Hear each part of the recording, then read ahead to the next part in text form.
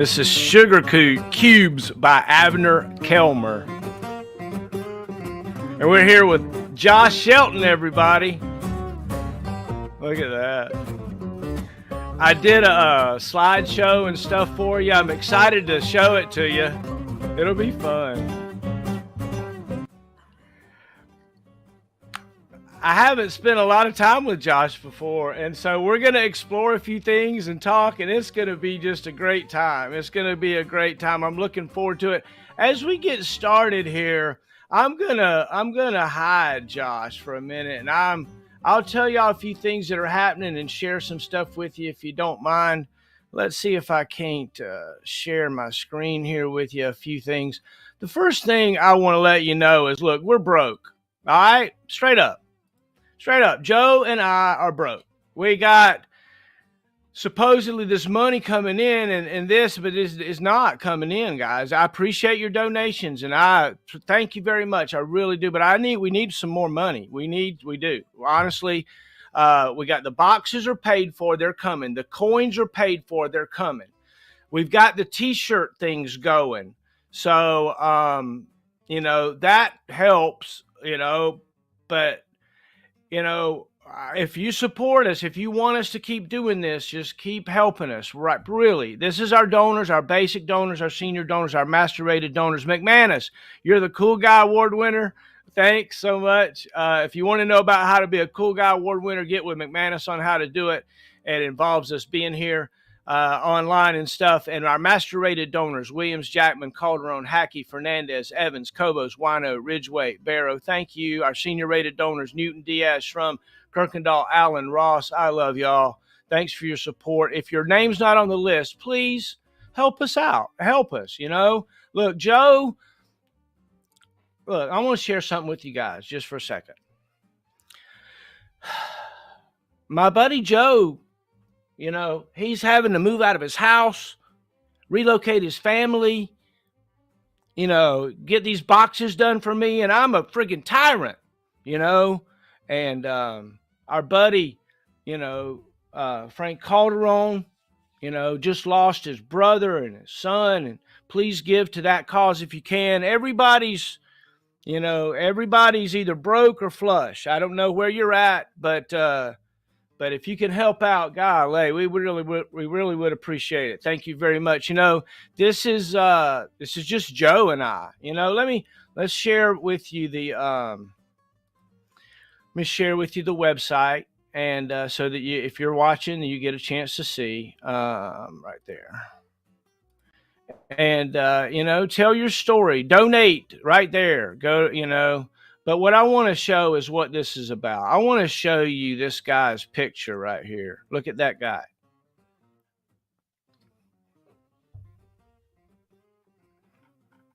And look at these guys.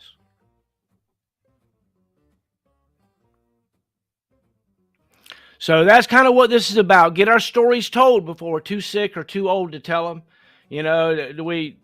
Things happen, man. At our generation, at our age, man, things start breaking, and next thing you know, I don't know what to tell you. But that's what we're doing. We're doing that tonight. Right now, we're listening to the Sugar Cubes.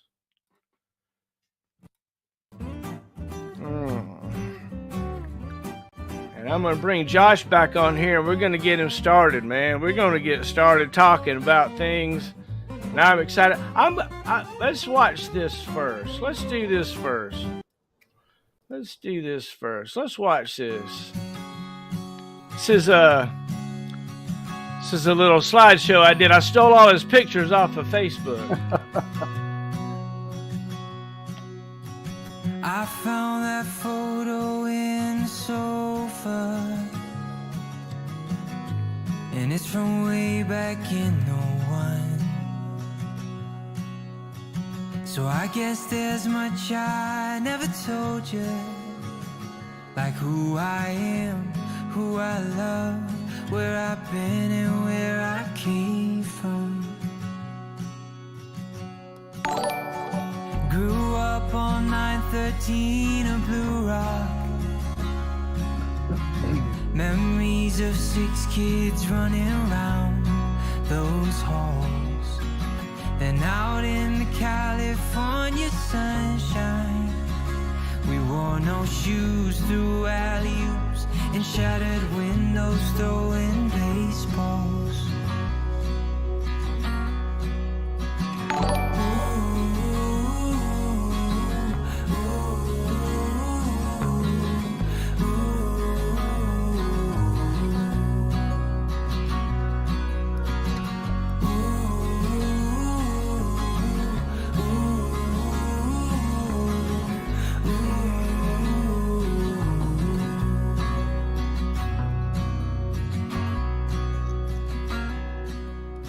Mom packed me a brown bag every day,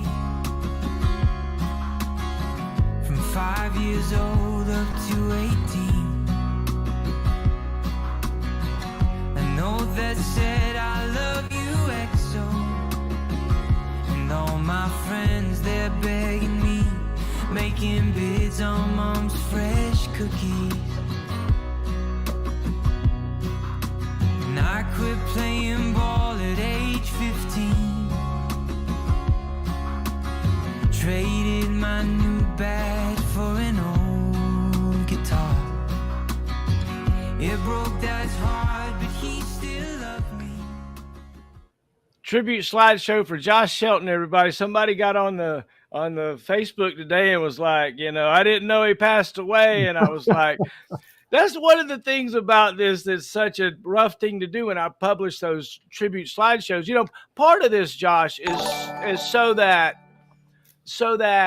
these things are taken care of at some point, so that if you should pass away tomorrow, you've had at least a chance to tell your story to somebody, and you can't do this when you're 15 years old. You got to do it at a certain age, and I'm telling you honestly, maybe you're not even there yet. You look like you're 24, by the way. You look great. You really Thanks, do. Man. Listen, I wish I had the lighting you did. I look like I'm all yellow here. I wish. That's funny. Isn't it wild? Isn't it wild how we get so critical of those kinds of things, right? And it really, really, really gets us. Oh, I love it. I love it. That's a pro. That's a pro thought. Hey, so I got to tell you, as a pro thought, how did you get that arch on that flip on that picture there? Well, how did that work, man? Yeah, listen, there's not an athletic bone in my body. And that was actually taken the week between me leaving law enforcement and moving to the private sector. And that was one of the most relaxing weeks of my life. So I think that's where the flexibility came from, just being completely and totally relaxed.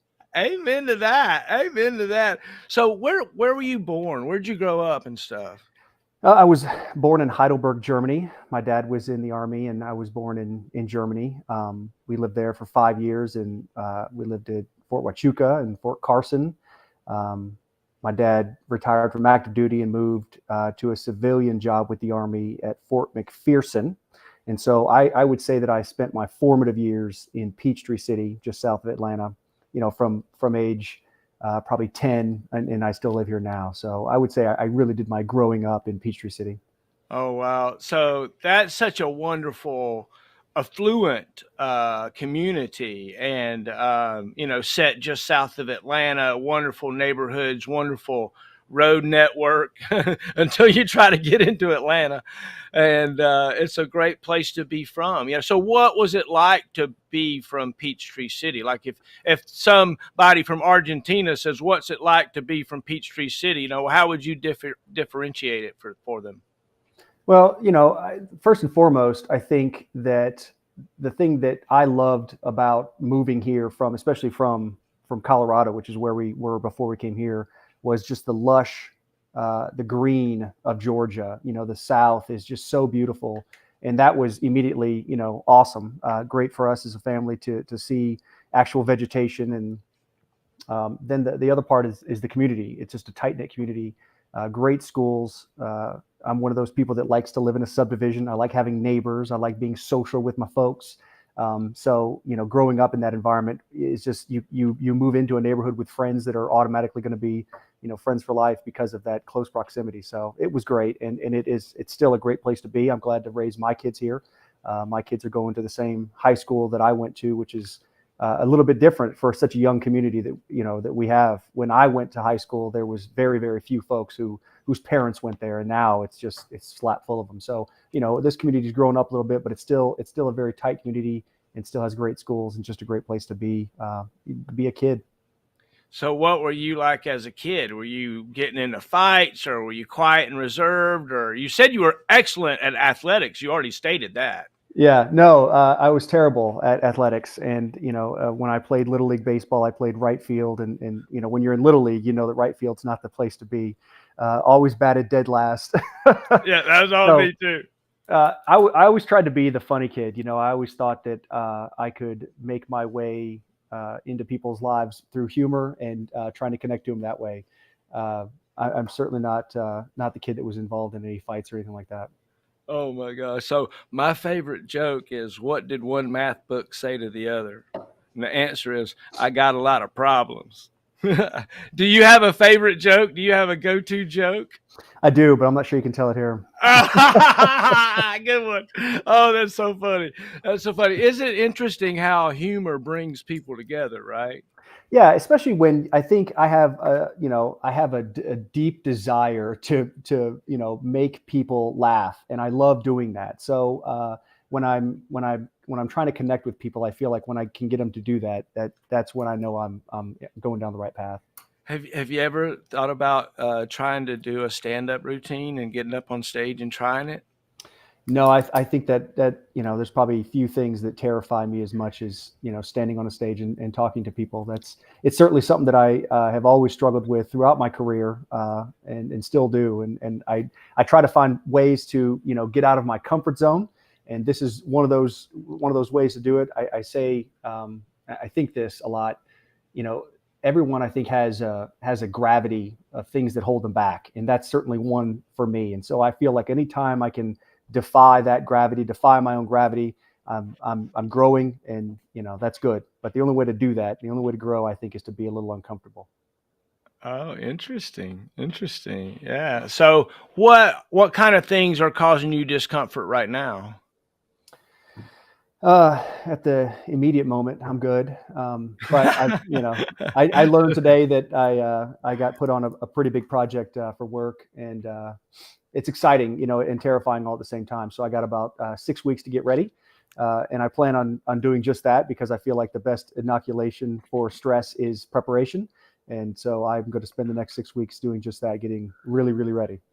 Amen. Well, congratulations. That's great to get. That is a definite point of friction, right? It's hard to always visualize what the next step is in the new project, especially when it's so new and so fresh. You haven't tightened your shot group yet, right? You're still waving the pistol around at everything. You don't quite know where the enemy is. What part of problem solving do you like the most? Are you a organized kind of guy? Are you a last minute kind of guy? Yeah, I'm certainly not an organized person. I am definitely motivated by the stress of procrastination, which comes with people who have personalities like mine. When they hear that, they know that you do your best work when you're under pressure.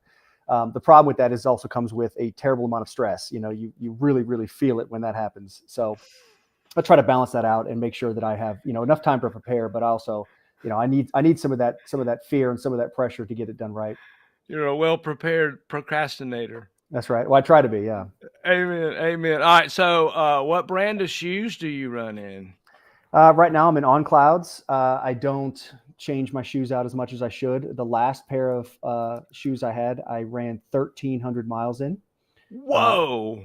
and I don't know how they held up and they lasted, but they did. But I keep track of every single run that I do, and at the end of the year, I look back and I said, man, how much distance did I put in these things? It was 1,300 miles, and they held up. So. Wow. On Cloud, huh? Hmm. I have to check that out when I'm looking for some new shoes. What about that brand attracts you to them? They look good. Hey, look, there you go. All right. Hey, if That's all it. else fails, it got to look good. I've always purchased my running shoes based on the way they look. I've never been one of those people that had trouble with this or that. I mean, I've just been very fortunate to not have a lot of problems with the shoes. You should look just this week. George W. Bush was having like a Zoom meeting with Zelensky, and in the picture, the president's wearing the On Clouds. I was like, oh man, I know I'm going down the right path here. Oh wow, that's Me and awesome. me and GW were in the same shoes. And Yeah. actually, I'm sure he remembers the time I actually met him when I was in college once. I'm sure he remembers that. So, Well, what that influenced him. That mm, call he follows you and knows right. exactly. He has the secret service guy to tell him what Josh is wearing now so he can I'm sure. order it. Yeah, yeah. He just links his Amazon account straight to yours. He knows exactly what you're up to. Well, if he wants to do it right.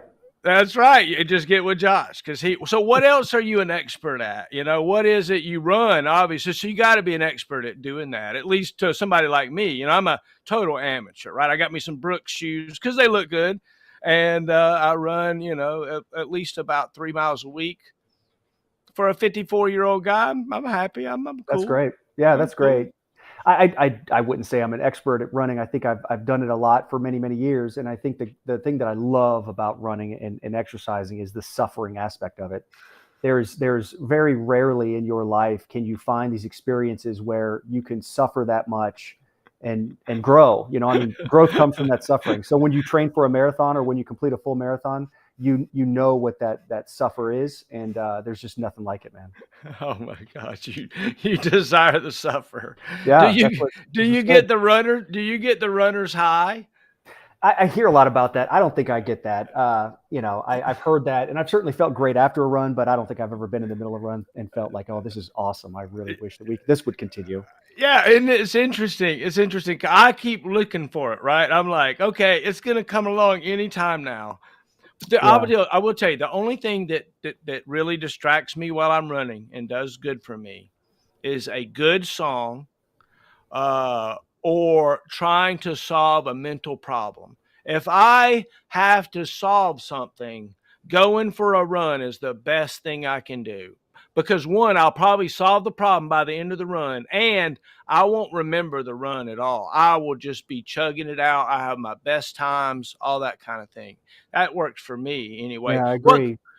what causes you to go run? Well, I'm a social runner strictly. I am terrible at running alone. I have a very, very hard time motivating myself to get out there and run and hurt alone. So, I rely on these folks here a ton, and we probably run together 3, 4 times a week. So it's a social thing for me, and I love being with our folks and running with them. Oh yeah. So, all right. Is it the start of the run you look for or look forward to, or is it the end of the run that you look forward Oh, to? it's certainly the end. I like to say that, and I've heard, this is not mine. I've heard this before, but running is like hitting yourself in the head with a hammer. It feels so good when you stop. So it's certainly the end of the run that I'm looking forward to. Amen. Amen. Like my knee hurts a little bit now when I'm done running. Not necessarily when I run, but after I'm done, it's like part of the cool down process. It's like my knee heats up. Is there anything on your body that causes you problems? Yeah, I've got quite a few. I mean, my heels are destroyed. I have these bone spurs that stick out the back that are just terrible. They ruin a lot of the insides of most of my shoes. Every day that I run, if I run that day, I have a very difficult time like getting started walking. Like when I get out of the car, people probably look at me like, oh, that poor guy, something's wrong with him. And there is. I mean, I just can't stop running. So I keep hurting, which I know I'm going to pay the price for later. I just know it's gonna cause worse problems as I get older. Tell me about like becoming a law enforcement officer, right? It's look, it's a big thing these days for guys in your generation to say, "Yeah, I'll go enforce these laws. Oh, yeah, I know all about it. I'm the expert." And you go out and pull people over and show up to domestic disputes and all. Tell me about that part of your life. Was that something that you were good at? I don't know. I don't think that's for me to judge. I think that's probably for the victims of crime, to judge that I'd served over the years. I think that it's not that. I'm not sure it's that much of an aspirational goal when you enter law enforcement, at least as a young person, at least in my experience, that I'm going to go out here and be this instrument of justice. It really, honestly, in 2002, when I started in law enforcement, seemed just kind of like a cool thing to do. And I wish that there was this, aspirational aspect to it to, bring justice to the world, but there really wasn't. I had friends that were in law enforcement, and it just looked like something cool to do. I thought I'd do it for 2 years, and That's usually the commitment you make to a law enforcement agency. If they send you to the academy, you usually have to give them, 2 years of service. And I thought I'd give it 2 years and get out, but I ended up staying about 13 years, and I loved every single minute of it. Yeah, yeah. There's a there's a brotherhood that you find in police and other services that is very, very, very similar to military service. Very Yeah, similar to yeah, the issue though that police officers get, it's like MPs in the army, right? You're still an army guy, but you're an MP, right? In our lifetime, the law enforcement community, it used to be a big deal to be a cop or a police officer. Nowadays, I'm gonna tell you straight up, a lot of our culture is like, oh yeah, look at that guy. All he can do is be a cop. He's a cop now, and it's a different kind of. And the cops are the police or the highway patrol are in unmarked cars hiding behind bushes trying to catch speeders and anybody that's got a half ounce of weed in their truck. yeah. Law enforcement is certainly different today than it was when I got into it, and it changed dramatically right around the time I left in 2014 with Michael Brown and Ferguson. So I did not experience a lot of the additional scrutiny that law enforcement officers face today. So in the 2000s and the 20 teens, when I was in law enforcement, it was a different time. But my journey into law enforcement was a little different than others. I did not start in the jail as a jailer. I did not start on patrol as a patrol officer. I actually started at the sheriff's office as a crime scene investigator. And so I really was fortunate to have this opportunity to join law enforcement as an investigator and spend my entire career doing that, which has been, probably the most formative part of my life so far. So when you go into the crime scene and you're taking pictures, is there cool music always playing in the background? And when you send stuff to the lab, is there like a flyover drone that follows it as it drives off? Does that Yeah, happen yeah, every time? it all gets wrapped up in 30 minutes, right? Yeah. Did you have a case that you walked in the door and you were like, "Oh my gosh, what happened here?" Yeah, I mean that happens a lot. One of the things that I think people miss about law enforcement is that it doesn't matter where in the world you work.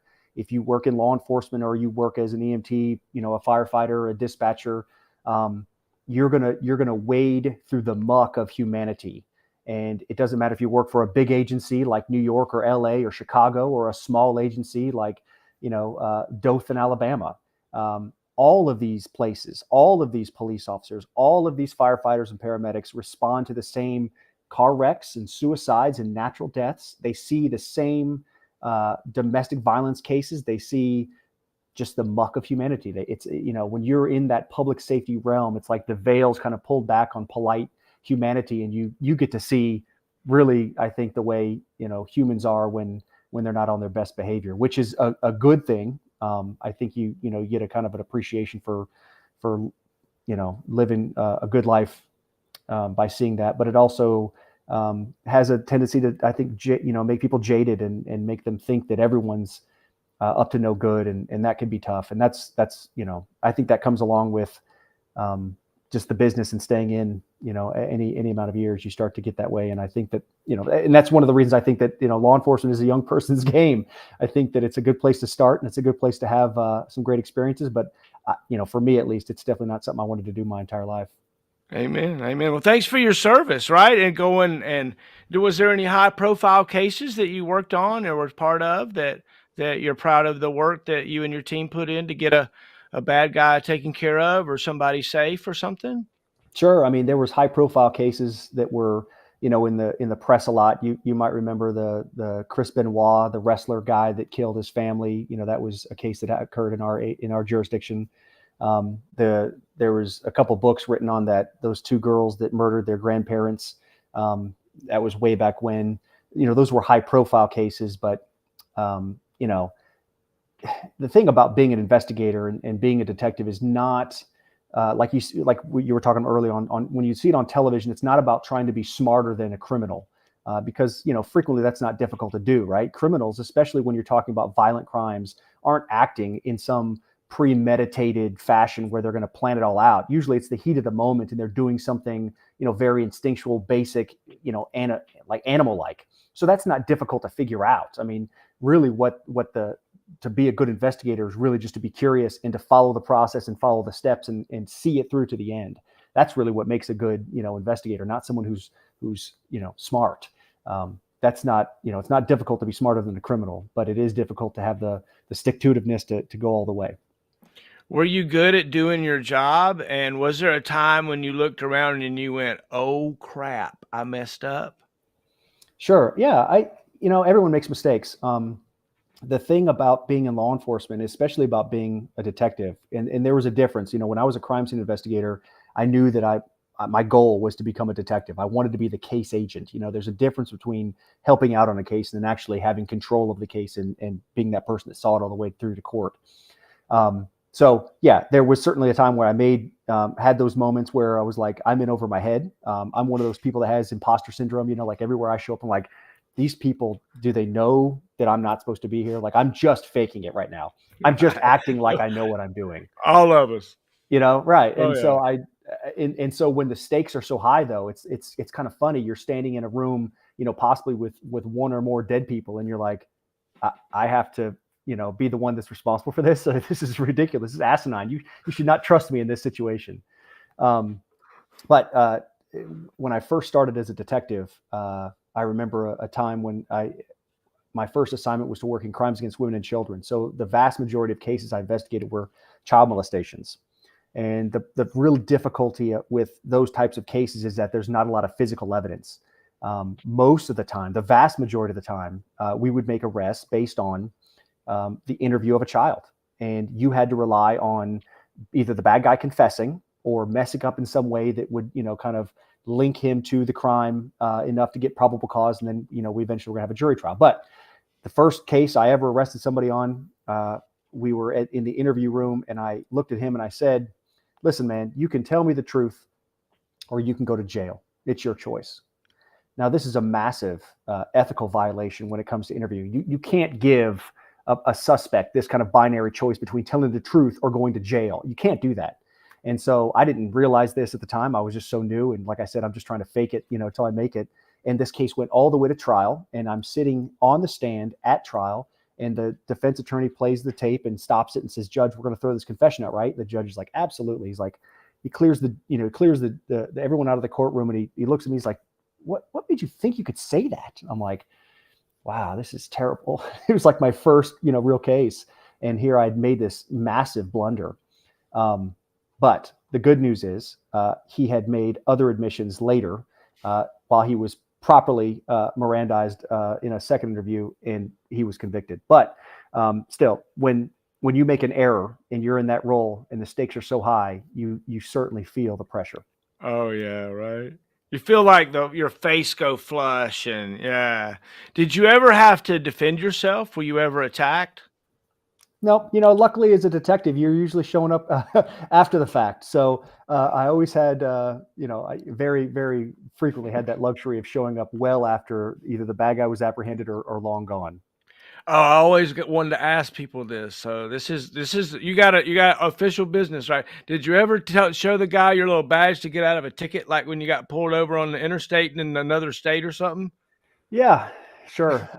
Yeah, I think I showed. I think I've told many people, that I've been pulled over by that I was a law enforcement officer. So I never received a ticket. But funny enough, I actually I was driving home from Atlanta with my family, and it was on a Sunday, and there was a guy in an unmarked car, but it had a light bar on top. Okay, this sounds strange, and he pulled up next to me, and he turns on his lights. He's trying to get me to pull over, and I'm looking at this guy. He's wearing like a Hawaiian shirt. Something just wasn't making sense. We get off the exit. He follows me. We're driving down the highway now, getting close to home, and the guy is behind me. Turn the lights on and off, and I'm like, what is this guy doing? I don't understand what's going on. I'm not pulling over for this guy. He really just doesn't even seem like a law enforcement officer to me. Something's obviously wrong. He pulls off. My wife's like, just, let it go. And I'm like, I'm not letting this go. So I turn around after he pulled off, and he was in a grocery store parking lot. I got his tag, and I found out the next day when I went to work that this guy worked for a company that sold police equipment, like light bars and, cages for the police cars. And I called his company. I was like, who is this guy? And they're like, oh, he's one of our sales guys. I'm like, is he a police officer? No. It's like, well, this guy's out here trying to, pull me over. And I'm sure I'm not the only person he's done this to. So, yeah, it didn't end up good for that guy. But that was the opposite of, showing someone your badge to get out of a ticket. He showed me his badge to get into a ticket. Oh wow, that's interesting. I probably know the guy if he was a salesman in Georgia back in those days.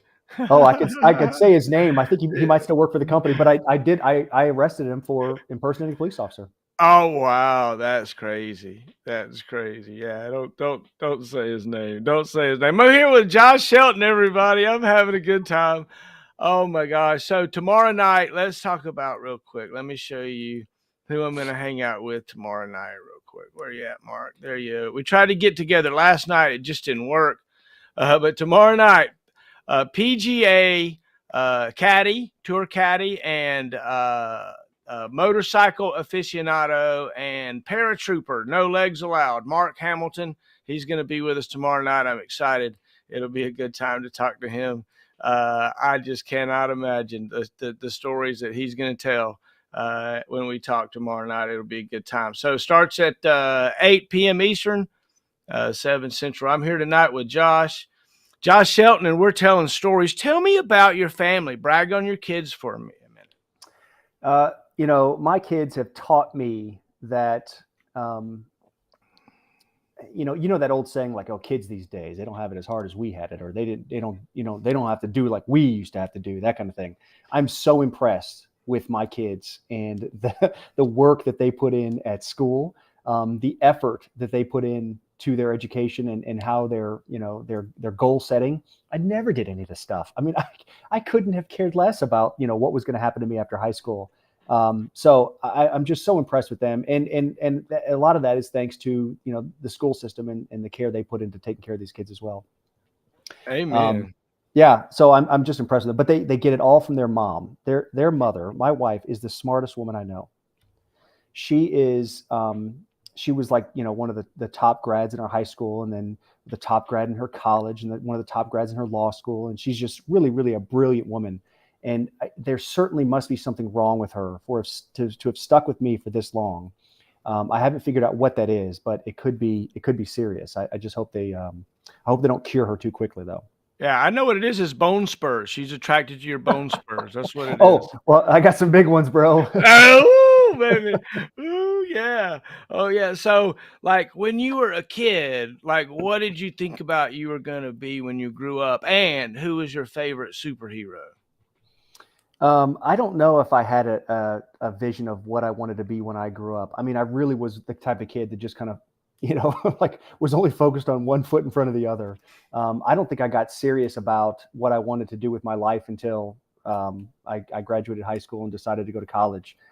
Then I started to think about a career. So I didn't really have, I don't think, a goal in my mind other than like race car driver and scientist, like every other kid, right? I was going to be like a paleontologist or some archaeologist like Indiana Jones, I guess, So I don't think I had a real plan. Yeah, I just. Isn't it funny? Isn't it funny how when you're a certain age, you just have a dream of being something, right? It's like, I'm going to be a crime scene technician, and you see the drone overhead and the view and everything, but you don't see how hot it is because the AC's been cut off in that trailer for 14 years, and the dead bodies were in there for 3 weeks before they found them, and all that kind of stuff. Man, oh man, oh man. So what is it, like, really break it down to me? What is it that's so special about your wife that makes her so smart? Is it because she studies so hard, or is it just because she is what she is? Well, I mean, she is naturally gifted with intelligence, but she is also just ravenous when it comes to information and reading, and the nature of her job makes her probably the single best researcher I think I know. Her ability to find information and know where to go to find that is unparalleled in my book. But then also to have the quick wit enough to come up with the answer without seem to even having to think about it. I mean, it's almost scary. You know how people say, if you want to, if you need to find something, you call your wife. Well, I call my wife if I need to know something, not just find something. She also knows where everything is at, by the way. The sure way for me to know something is existing in the house is when I can't find it and I ask her for help. I know then it's going to be somewhere easy. It's like been right in front of my face type of thing. But. Right. I always said my favorite subject in school was recess, right? What if your wife was going to tell about you, what would she say your favorite, subject in school was? She knows that my favorite subject in school was lunch. Lunch. Certainly lunch. Are you a big eater? Do you like to eat? Are there certain foods that you crave and you want, or you're just like, whatever? I'm certainly a big eater, but I love to cook. And my favorite thing in the world is to cook for people. So whenever I have the opportunity, I love to do that. So I'm the cook in my family, and I make dinner every night. I'm not one of those people that is highly organized though and does this like meal planning thing where I go and buy it all for the week. I go to the grocery store every single day, just based on what I want that day, to make dinner. But I love to cook for people. It's my favorite. Oh my gosh. So another couple is coming over for like a double date with you and your wife. What are you cooking? Well, if I wanna flex on them a little bit, I'm gonna make my fried rice. Okay. Oh, watch out. I've got this down to a science, sir. I have got this down to a science. I've done the work. I've put in the research. I'm ready. So if you guys are coming over, I'm making fried rice and I'm looking to impress. Oh, I love it. I love it. So, okay. So what is it about your fried rice that's better than the other fried rices? First and foremost, the rice has got to be a day old. Okay. Don't go, if you're cooking rice that's about to be put into fried rice, you've already lost. Okay. You've got to have the rice cold. It's got to sit in the fridge for at least a day. Second, pork fat. Pork fat's the way to go. So I get those little, those breakfast chops. You ever seen those in the store? They're breakfast pork chops. They're really small and thin. Slice them into matchsticks, and you pan fry the pork chops to render the fat out. Then you add the onions and carrots, and the onions and carrots soak up the pork fat. That's the secret, sir. It's the Watch out. Watch out. We know now. We know the secret to fried rice. The biggest thing that I learned was, right, you gotta let the rice sit overnight. I love it. Definitely. I love it. So what kind of hobbies do you have besides running? Is there something you spend any time on really besides running? Yeah, I mean, the group behind me, H&L, we do a lot of different things in the community. We have a big project called the Dignity Store, which is a free store inside of schools where kids can get hygiene items for free. We focus only on brand name items. We don't mess around with those little travel size nonsense. We want the things that their peers have, things that they can take pride in. We're in 5 different locations on the south side of Atlanta. That's a really big project of ours. And then I work with DFACS. I'm the chairman of the Fayette County DFACS board and the Region 4 Georgia. There's regions in Georgia for DFACS boards. I'm the chairman of that board as well. And we've been researching foster care students, graduation rates and how to improve those this past year. So I've spent a lot of time, with those groups and doing those things. And that really kind of gives me I think it fulfills a thing I lost when I left law enforcement. When I was in law enforcement, you kind of felt like you really, really had a purpose on the earth, and you felt like you were doing good and actually helping people. And so when I got out of law enforcement and went into the corporate world, you really lose that. So working with H&L and working with DFACS has helped me kind of fill that gap. So Mark Hamilton, our guest for tomorrow night, says, make rice great again. That's what we're doing here tonight. We're making rice great again. Thanks for hanging out, Mark, and everybody. If you're here, say hi. Hey, Craig, I love you, man. Craig is a master rated donor. Man, I love you. Craig, there's something happening I need to talk to you about. I've been approached by the Smithsonian, and they want me to host a TV show, and it's about recruiting. I talked with Foley today, and Command Sergeant Major Foley is the current recruiting command sergeant major, and he's all good to go. And then Craig Evans, the guy that just messaged the stream, he is like the branch manager for the 80A branch. And oh my gosh, things are cool, right? The Smithsonian or somebody that works for somebody wants me to host a TV show about soldiers and stuff, and I'm like, I'm your dude, right? Right? That would be That's great, cool. man. That's great. That would be cool. That would be cool. So we'll see what happens. It's y'all put me on your prayer list and all that stuff, and we'll see what the Lord has in store for what's going on. Tell me, Josh, about your spirituality. When you're out there, I say there's no atheist in foxholes. I saw you hiding in a picture behind a cop car. Looked like you had your gun drawn. Oh Tell boy. me about your spirituality, if you don't mind. Yeah, I grew up in the Lutheran denomination, and then when I married my wife, she's more non-denominational, so we kind of blended together to that kind of. And now she's a member of the. I don't even know what you'd call it these days. I mean, do we have denominations anymore in Christianity? I mean, it just seems so. It seems to me a little bit watered down. So I would certainly say that my time in law enforcement has probably not done the best things for my spirituality.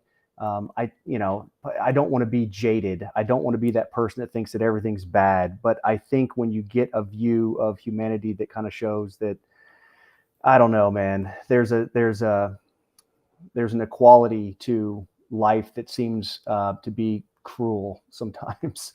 And I have a hard time seeing that there's somebody up there that really, I'm not going to say doesn't care, but certainly I have a hard time seeing where, there's some intervention on behalf of the good.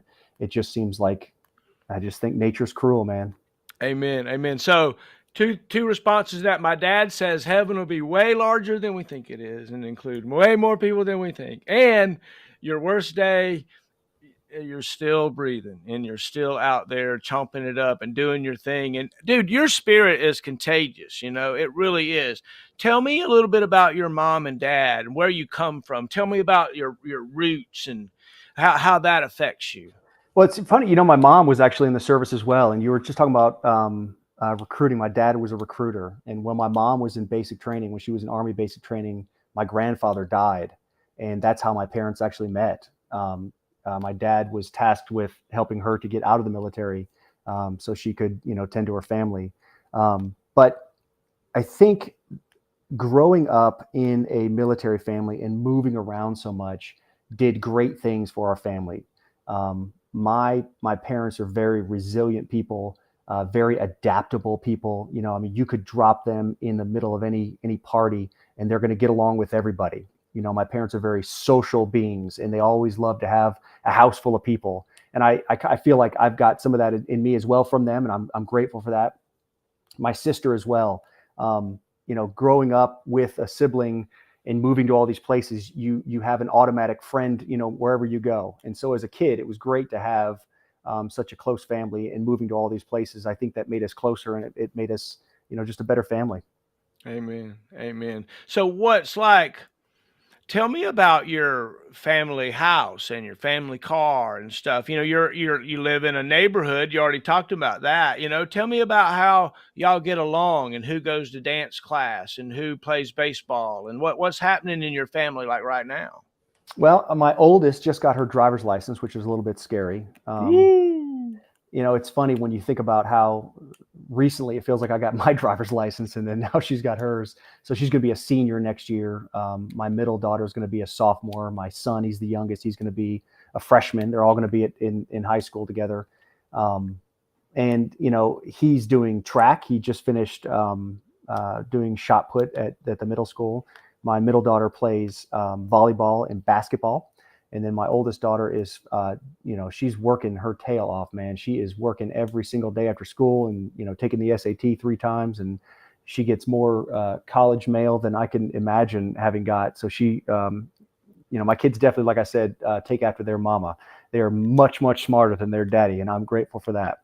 Oh my gosh, that's funny. That's funny. So if you say you're not smart and you do say you're funny, what other kinds of attributes do you think? You're obviously good looking, right? You're obviously witty. Like what are the things that you think carry you through? It's got to be this forehead, man. I mean, it's got to be. You can't have a forehead this big and not be endearing to people. People just think it's like they feel sorry for you when you got this forehead and male pattern baldness. I didn't know that. I just didn't know it. Yeah, That's telling. That's yeah. telling. Well, thanks, Josh, for sharing that. Now we all notice. I need to work on my hairdo. I guess, man. I need to work on it a little bit. Get me some more love. Like, so.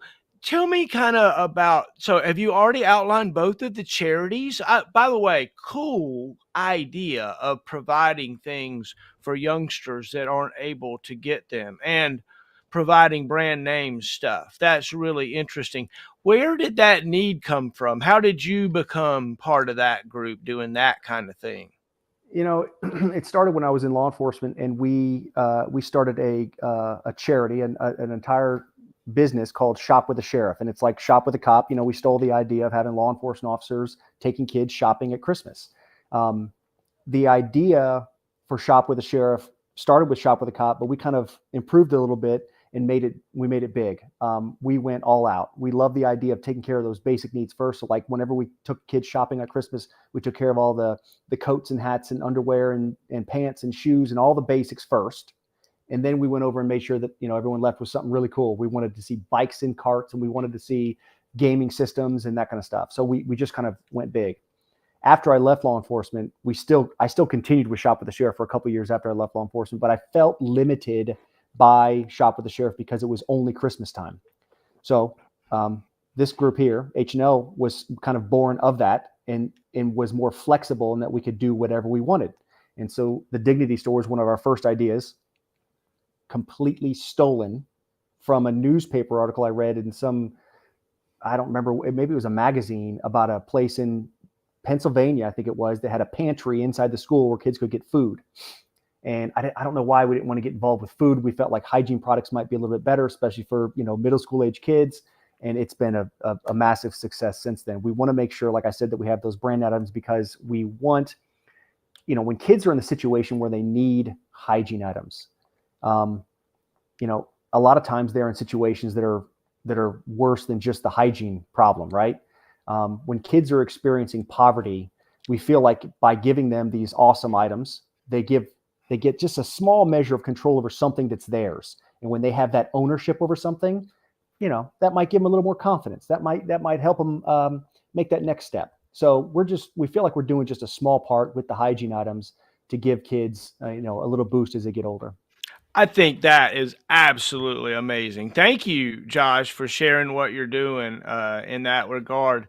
I I can't imagine, you know, being a middle schooler or a teenager these days. You know, I had three little girls, and you know, bullying was not something that was not foreign to me or my family. You know, have you seen as a law enforcement or in your own family or own life some type of bullying thing that maybe this could help with? Certainly, you know, kids who experience poverty are at much higher risk of being victimized by bullying. That's just known because they come to school with, you know, they don't look the same, they sometimes don't smell the same, and they become easy targets. So, you know, we're certainly hoping to change that. But the other part of that is to give, you know, to boost that confidence level a little bit. Um, you would not believe the stories we've heard about kids, especially these are typically younger kids, middle school age, that get excited about having Axe body spray. You know, they get excited about having their own Axe deodorant. So, you know, I really, really hope that we are helping, you know, them boost that confidence to avoid the bullying aspect. But, you know, we're just hoping to do a little piece of that. Amen. Amen. I get it. Self-esteem goes a long way, especially when in today's culture they're not getting a lot of help at home because a lot of folks don't really know how to help. How is it steering your own children? You say your children are super achievers and they're following after their mom. And what kind of dreams do you have for them? How do you see them? You know, I've got a grandchild and I look at her and she's 1 year old and I'm like, I can't even imagine, you know, to be a father of teenage kids now, you know, that are doing well. What kind of things do you see in the future for them? Well, I think like any parent, you want your kids to be happy, right? You want your kids to be healthy. Those are the big aspirations. But I think that, one of my big things, especially lately, is that I don't want kids, because we live in an affluent community, I don't want my kids to pick a career to chase money. I really truly believe that money will not make you happy. I'm one of those people that thinks if you won the lottery, it would ruin your life. I really do. So, money certainly makes things easier in your life, and there's a level at which you should be comfortable, and if you can, and you have the means, you certainly should. But if you chase the dollar and you spend your life miserable trying to earn that dollar, I don't think that's a life worth living. And so that's one of the overarching messages I hope my kids get from both of us, is that it's not about the money. It's about job satisfaction and doing the right thing in the world. Amen for that. And just to keep in that note, I put in the chat here, if you'd like to donate to Marshall in the Middle, right here, you can click on that link and you can give us a donation, $1, $5, $500, $1,000. Thank you. We appreciate it. We absolutely covet your support. I'm here with Josh Shelton. Josh, tell us about transitioning out of government service and then going into the private sector. First, what are you doing, or what did you transition to, and was that scary? Sure. It definitely was scary. And I moved from law enforcement to corporate security, which is not too big of a leap. I work for a big company who hires former law enforcement detectives to act as investigators for the corporation. So it wasn't a crazy large leap, but it certainly was scary. I remember the beginning of my career, one of our training officers said that, because we're all mostly young people, said, there's going to be times in your career where you're uncertain and you're not happy. That's when you first start off.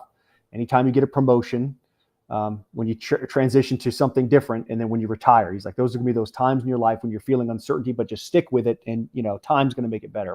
And that certainly was true in my transition from law enforcement. But leaving government service to the private sector was great in the respect that it's been really, really nice to learn so much more about what's out there. When you're in government service, it was like I felt very narrowly focused on what I had to do and what I was working on. In the private sector, man, I get to work on all kinds of great projects, and it's great to interact with people that are different subject matter experts in all kinds of different things, and I've really, really enjoyed that. But I definitely miss that feeling of my work actually helping someone in the world. That is something that I definitely miss. But I got to find ways to fill that gap.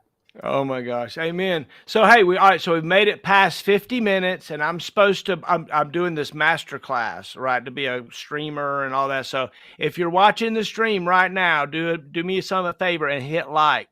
Okay. If you haven't liked it, hit subscribe. Okay. I got to start saying these things. Okay. Because people don't like, I've been doing this for a year. I got more videos than I got subscribers on YouTube. It's like, I'm pitiful at that part of it. So please like and subscribe. I'm here with Josh Shelton, and he's telling us about his life, his running shoes, kinds of car he drives, the neighborhood he lives in, his corporate security life. Thanks, Mark. I appreciate the letting us know you liked us. I appreciate it. It helps a lot. It's an interesting thing to be involved in, like the nonprofits, and to be given your time and your resources away. But as much as that, you realize it's also a social outlet, and it's so much fun to give back and to give as a group. You and I have had some discussions online about different topics and things. One of the things that I would really love to do is to find a way to drive people towards a discussion about where the middle is. Right? We spend a lot of time yelling about this and yelling about that. And if this happens, then obviously that's going to happen. And when really we're all in the neighborhood together, we're all riding our little bicycle or running our little route that we want to do. Like you go running, and you run for one reason, to be with other people. Even though you have bone spurs, you found that as something that's therapeutic for you. How do we do that, Josh? What advice would you give to your neighbors about coming to the middle and being able to get along and get together? Do you have the secret? I'm searching, Yeah, I think it's going to take us viewing each other as humans and not as political positions, because that's the way that's the lens everyone seems to view everyone right now. It's you see people as their political views, and everyone's moving to the margins, and it's getting worse. It's not getting better right now. Everything's hyperbolic. I mean, every single phrase I feel like I hear on cable news is hyperbole. It's all just extreme. And it's because we're not seeing each other as humans. We're looking right through each other to the issues. And in these days, it's like you can't even be in the middle without without someone trying to peg you on one side or the other. So I think first and foremost, we've got to start viewing each other as people and not as political views. But I also think it's important to have discussions that might be tough and they might be uncomfortable. Some of my best running group friends are on the opposite side of the political aisle, and we have straight up arguments sometimes, but we are still buddies. And I think that's important as well. If you can have those discussions without being angry, that's good. That being said, I have become a lot less political online, and I try to be a lot less political with my family because I just don't like the feelings that come along with it these days. It used to be fun, and now it just seems angry right now, and I hate that. And so it's interesting how you get to a point where to even think about starting a discussion with anybody, political or not, online about anything, it's like, am I even going to waste my time with this? Right? It's like I talk about it this way. There's 4 different worlds. I really believe there's 4 worlds that we live in, right? There's what we might call the real world, right? That's where you and I are, kinda, but we're also in another world. We're in the virtual world, right? When we go online, when we go on Facebook, when we go on text message, those are things that if you realize, you think about it, we never talk about outside of that event, right? Facebook never gets translated. Very rarely do you sit in idle conversation and go, "Oh, did you see the meme I saw on Facebook?" It's just not something you talk about, right? And then you got then you've got